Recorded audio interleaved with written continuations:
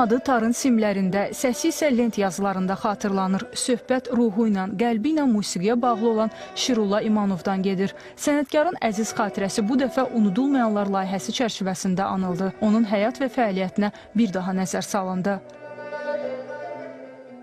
Hansı bir sənətkarlar geniş ictimaiyyətə tanınmayıb, amma çox böyük töhfəsi olub mədəniyyətə.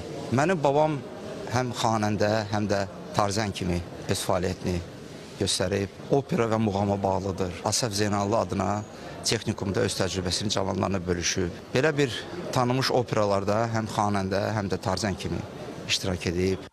Sənətkar üçün ən böyük uğur onu özündən sonra yad edən sənət dostlarının olmasıdır. Beynəlxalq Muğam Mərkəzində keçirilən xatirə gecəsində də sənət yoldaşları Şirulla İmanovu böyük hörmətlə xatırladılar.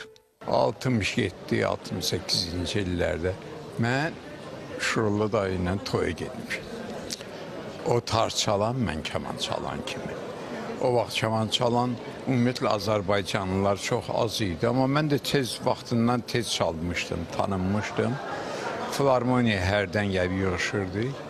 Bir günləri Şirulla da gəldi ki, ay Bəhrəm, mənə kaman çalan lazımdır, Bəhrəm Mansırova. Düzdür, kaman çalan gedkin apar. Çıxış edənlər onun dahi Üzeyir Hacıbəyli ilə yaradıcılıq əlaqələrindən söhbət açdılar. Tarzənin Müslüm Maqamayevin Şah İsmail, Zülfüqar Hacıbəyovun Aşıq Qərib, Üzeyir Hacıbəylinin Şeyx Sənan operalarında həm vokal, həm də tar ifaçısı kimi tamaşaçıların rəğbətini qazandığını bildirdilər. Tədbirin bədii hissəsi zəngin proqramı ilə seçilən konsertlə davam etdi.